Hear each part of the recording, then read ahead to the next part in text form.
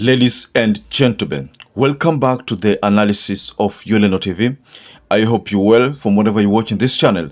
I'd like to start this session by appreciating you so much for making this channel grow. If you wish to support us, just subscribe to our channel and give this video a like. Yesterday, I was going through the parliament proceedings and I managed to spot an exchange between Ichungwa and Millie Odhiambo.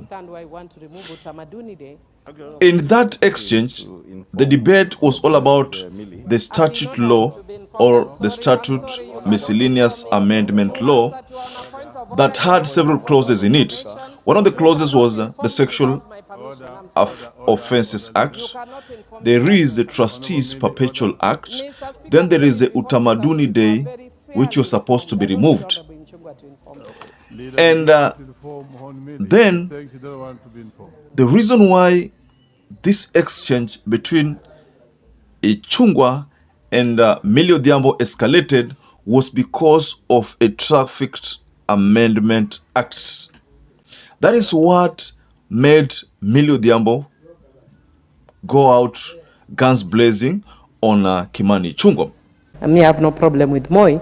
I don't understand why you want to remove Utamaduni Day. Honorable Speaker, I was seeking to inform Honorable Millie. I did not ask to be informed. I'm sorry. I'm sorry. You cannot inform me. You asked that you are on a point of order. You are not on a point of information. You cannot inform me without my permission. I'm sorry. Order, Leader. You cannot inform me without my permission. Honorable Millie, order. Mr. Speaker, I've said it before this house before. I'm very fairly informed. I don't need Honorable Ichungwa to inform me. Leader, did you want to inform Hon Millie? She's saying she doesn't want to be informed.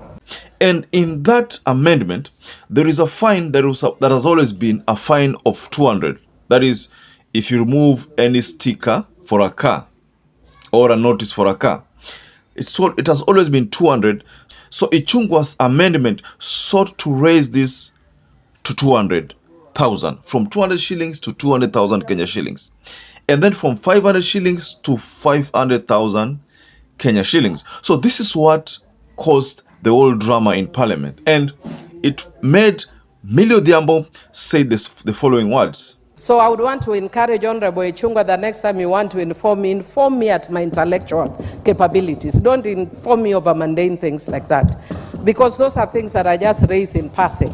But I talk about issues of substance. Mr. Speaker, I have a problem with the proposed amendment to the Traffic Act, Section 1179 of the Traffic Act, which provides that if any unauthorized person removes a notice affixed on a vehicle or tears or defaces the notice, they are guilty of an offense and liable upon conviction to a fine not exceeding 200 shillings.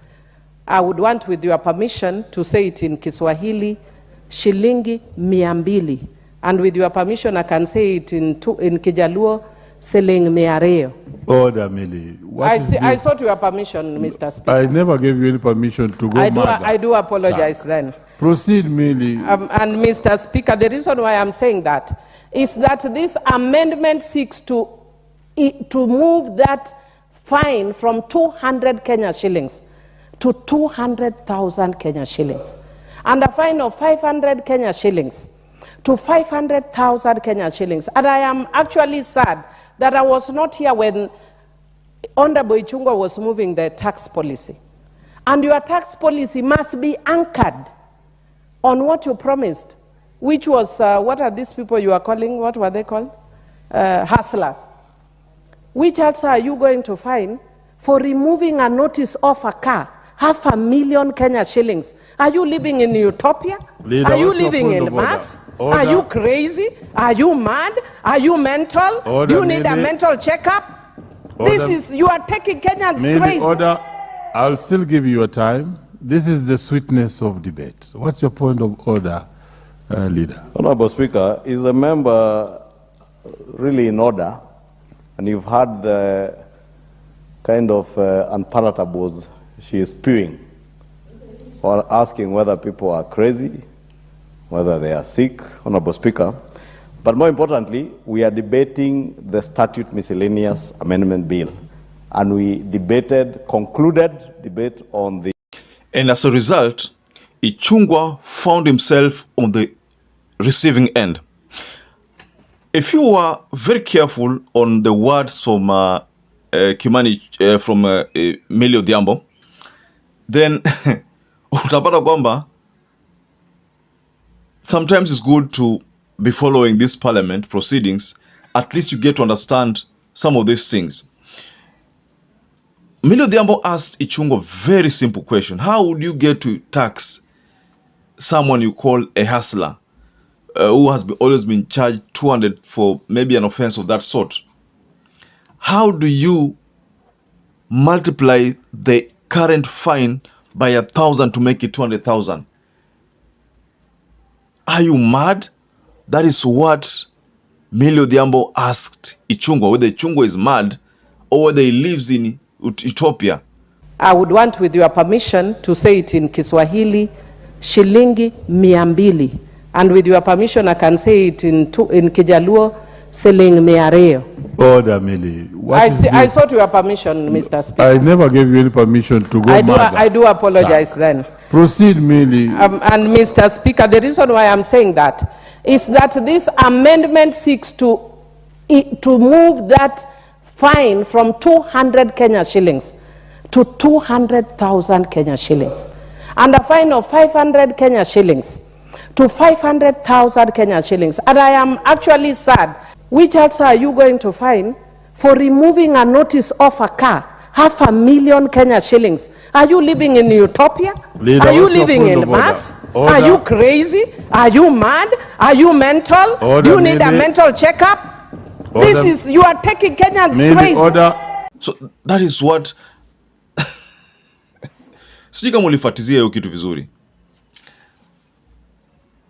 Mimi naona kama Azimio walikuwa wanataka vizuri, huyu Millie Odhiambo ndiye alikuwa a minority leader in parliament, kwa sababu is the perfect match, the only person who can shut Ichungwa up. Because if you listen to the way Ichungwa alikuwa na respond, it's like alikuwa ni amenywea, in another word, ni kama anajibu lakini he knows very well this is not someone I can mess up with vyovyote vile, kwa sababu alikuwa anamjibu not the way anajibu wengine kina Junet, not venye anajibu Opiyo Wandayi, but whenever he confronts or is confronted with